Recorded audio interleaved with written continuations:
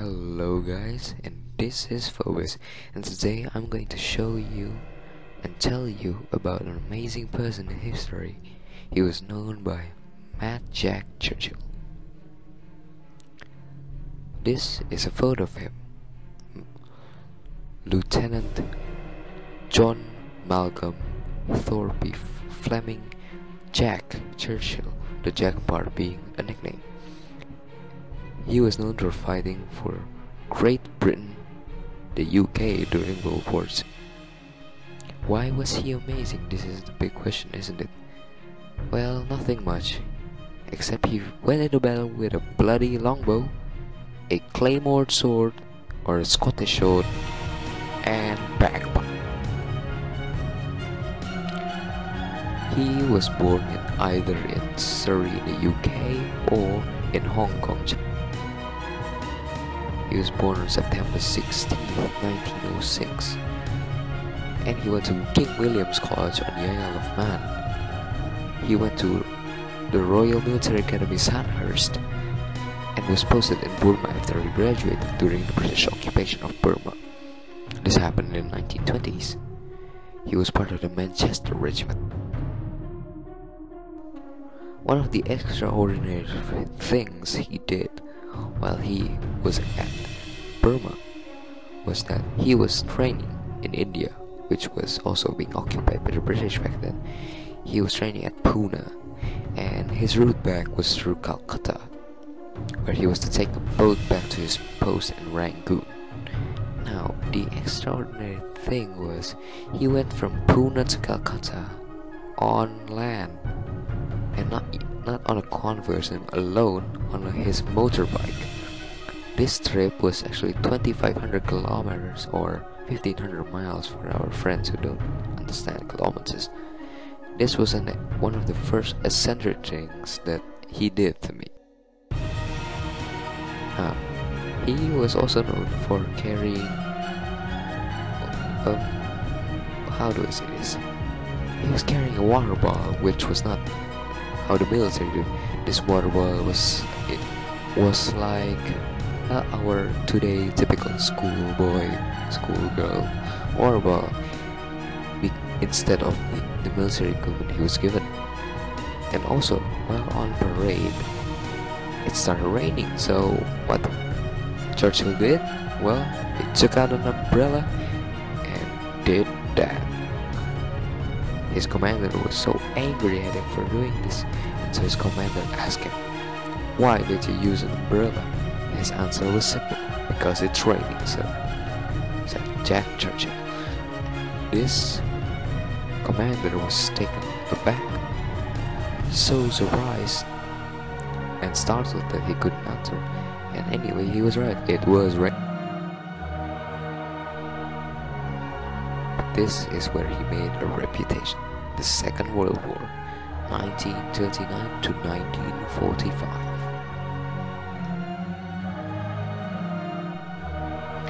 Upon entering the war, this is what he said: "I was back in my red coat, the country having gone into a jam in my absence." Well, he was bloody back, happy to be back. He went into retirement 10 years before World War II and took a job as a local newspaper editor. And he also acted in a movie, though not a major part. He was recruited because he was an excellent bowman, and he shot for Great Britain during the Olympics in 1939 before the war.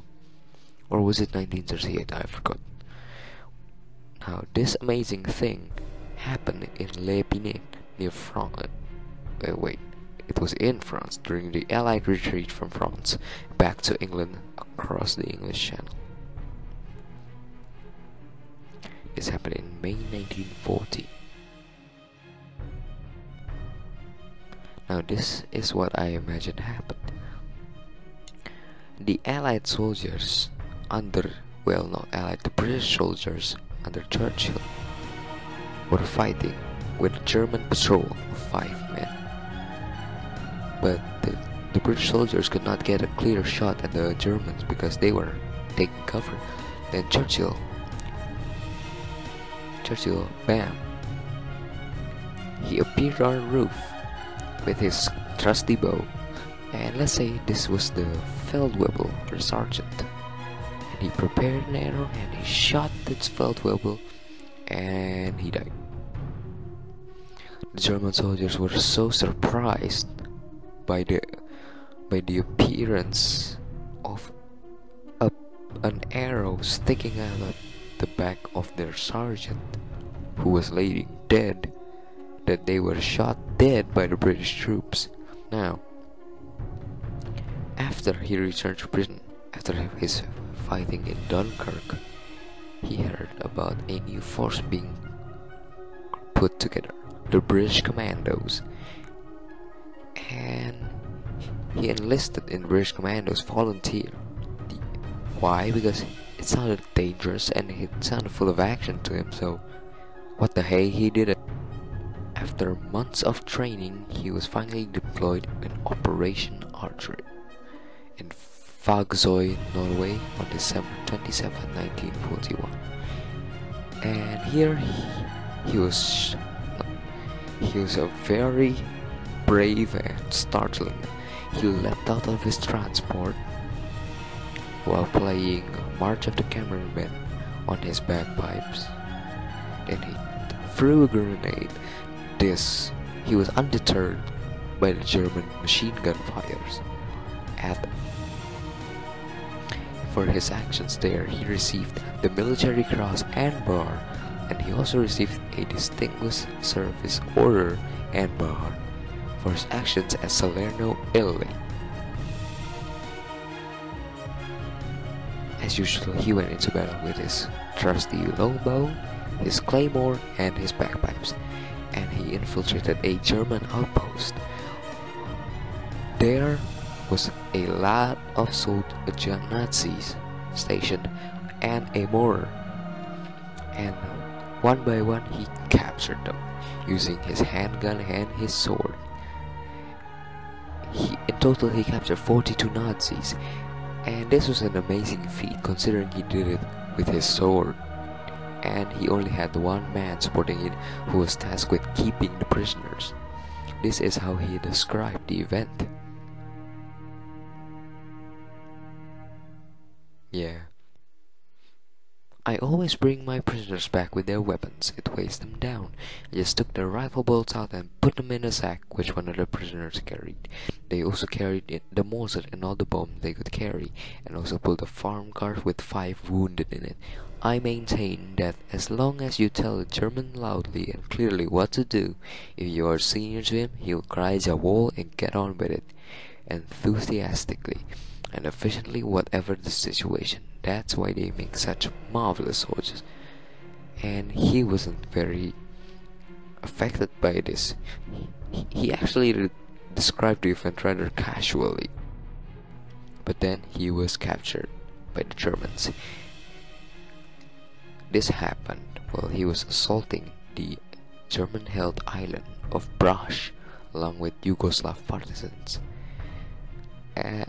The assault happened as the partisans were guarding the beach.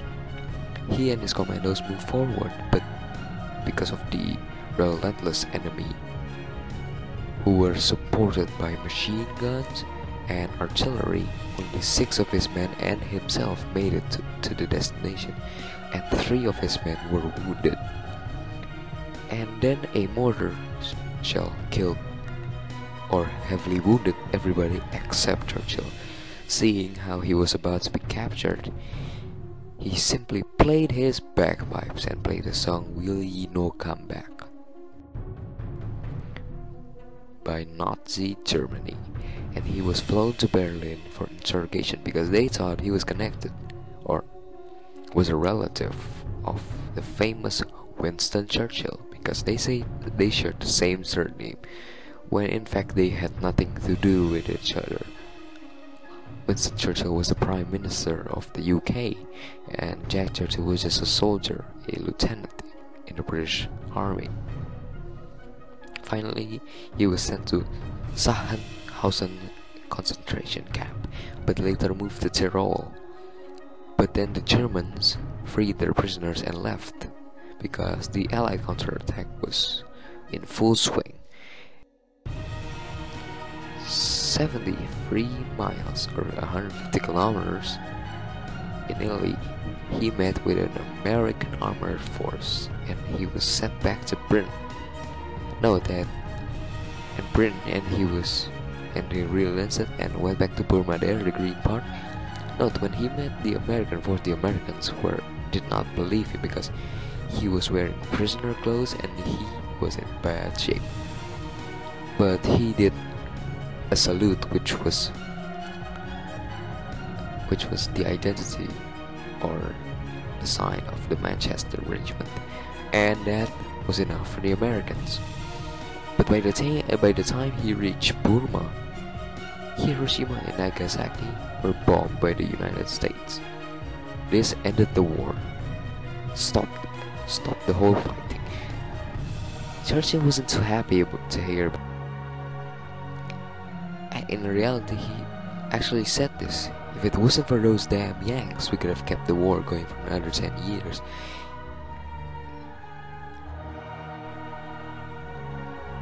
Churchill was not a crazy or death maniac. No, he was eccentric, but he was just a man who loved the adrenaline, the spirit, the energy of war or fighting, and his love for bagpipes and claymores was a love for Scottish things he developed during his post at Burma in the 1920s. All in all, I think he is one of the best soldiers in history.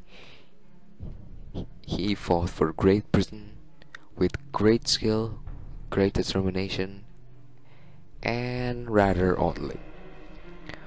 But I like to call him the man between men because he actually fought bravely with a sword. While the others were using rifles, he was charging ahead with a sword or was shooting with his longbow while playing his bagpipes.